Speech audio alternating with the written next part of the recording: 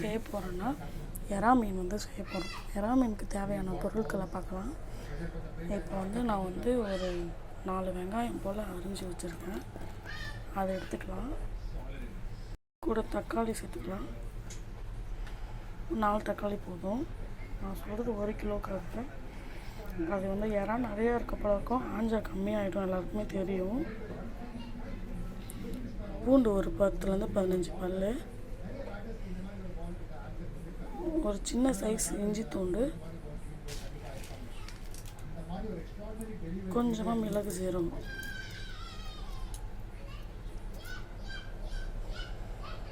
இப்போ இது கூடவே நம்ம உப்பு கொஞ்சம் தேவையான அளவுக்கு சேர்த்துக்கலாம்.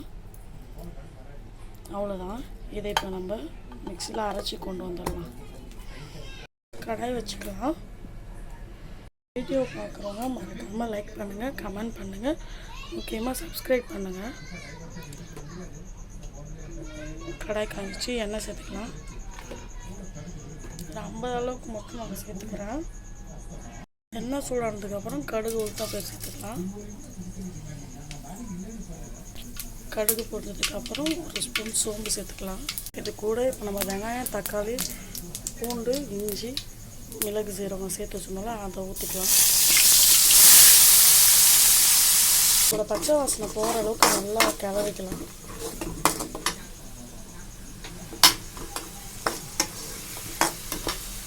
இது கூடவே ஒரு 1/2 ஸ்பூன் அளவுக்கு மஞ்சள்தூள் சேர்த்துக்கலாம்.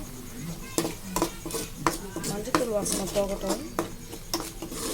நான் பச்சை மிளகாய் சேர்த்துக்கலாம், உங்களுக்கு வேணும். இப்போது இந்த ஸ்டேஜில் நம்ம நல்லா க்ளீன் பண்ணி எடுத்து வச்சுருக்கோம் எறா மீனை சேர்த்துக்கலாம். நல்லா மஞ்சள்தூள் போட்டு நல்லா ஒரு 4லேருந்து 5 டைம் வரைக்கும் நல்லா கழுவிக்கோங்க. இது கூட சேர்த்துக்கலாம். இது கூட சேர்ந்து நல்லா வதக்கி விடுங்க. நீங்கள் இதில் தண்ணி சேர்க்கணுன்னு அவசியமே கிடையாது. இறாலேருந்து தண்ணி அதுவாக தன்னால் சுரந்து வரும். அந்த ஸ்டேஜில் நான் ஒரு 1/2 ஸ்பூன் அளவுக்கு வீட்டில் அரைச்சி மிளகாத்தூள், குழம்பு மிளகாத்தூள் இருக்குது, அதை நான் 1/2 ஸ்பூன் அளவுக்கு தான் சேர்த்துக்கிறேன். ஏன்னா காரத்துக்காக நம்ம ஆல்ரெடி மிளகு சீரகம் தட்டி போட்டிருக்கோம். உங்களுக்கு வேணும்னா கொஞ்சம் லைட்டாக அதிகமாக கூட போட்டுக்கோங்க. உங்களுக்கு தேவையான அளவுக்கு மிளகாத்தூள் போட்டுக்கோங்க.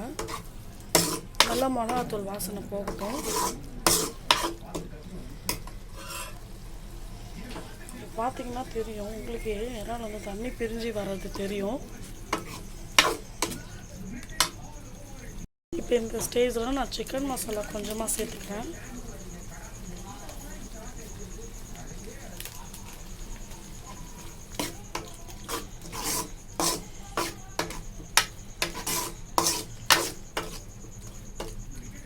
இப்போ பார்த்தீங்கன்னா உங்களுக்கு தெரியும், நான் இறால தண்ணியே சேர்க்கலை, ஆனால் இறால் வந்து தண்ணி வருது பாருங்கள். இந்த தண்ணியே இறாக்கு போதுமானது. இந்த தண்ணியிலே இறா நல்லாவே வெந்து வரும். பெருங்காயத்தூள் போகிற அளவுக்கு சேர்த்துக்கலாம்.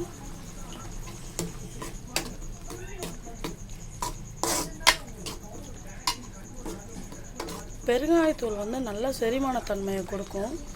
குழந்தைங்களுக்கெல்லாம் நைட்டில் இறா கொடுக்கணுன்னா பெருங்காயத்தூள் சேர்த்து கொடுத்துக்கோங்க.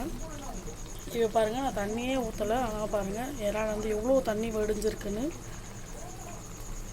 அதனால தான் சொன்னேன். இப்போ நீங்கள் தண்ணி சேர்த்துருந்தீங்கன்னா இறா வெந்து வர்றதுக்கு ரொம்ப டைம் ஆகிருக்கும், தண்ணி சுண்டுறதுக்கும் ரொம்பவே டைம் ஆகிருக்கும்.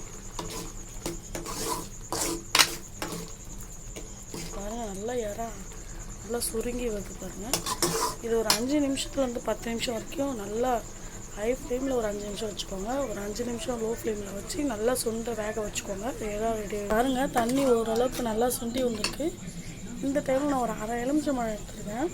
இதில் ஆனால் நான் ஒரு 5லேருந்து 6 சொட்டு மட்டும்தான் விட போகிறேன். சேர்த்தாச்சு, நல்லா கிளறி விடுங்க.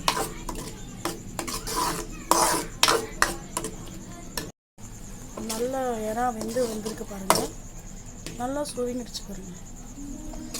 இறா வந்து ஆயத்துக்கு ரொம்ப கஷ்டமாக இருக்கப்போ இருக்கும், ஆனால் உடம்புக்கு ரொம்ப நல்லது. ஓகே, இப்போ வந்து இறா வந்து நமக்கு ரெடி ஆகிடுச்சு. இப்போ நாங்கள் சாதத்தோடவே சாப்பிட்றதுனால கொஞ்சம் தலை தலைமையே எடுத்துக்கிட்ட தொக்கு. இன்னும் வேணும் உங்களுக்கு, இன்னும் நல்லா சுண்ட விட்டுக்கோங்க. ஏன்னா வாங்க செய்யறதுக்காக நிறைய பேர் யோசிப்பாங்க, ரொம்ப டைம் ஆகும், அதை வந்து ஆஞ்சி எடுக்கணும் அப்படின்ற மாதிரி கொஞ்சம் பேர் யோசிச்சிருப்பாங்க. அந்த போல் யோசிக்காதீங்க, இதை வாங்கி சமைச்சு சாப்பிடுங்க. இது ரொம்பவே உடம்புக்கு நல்லது.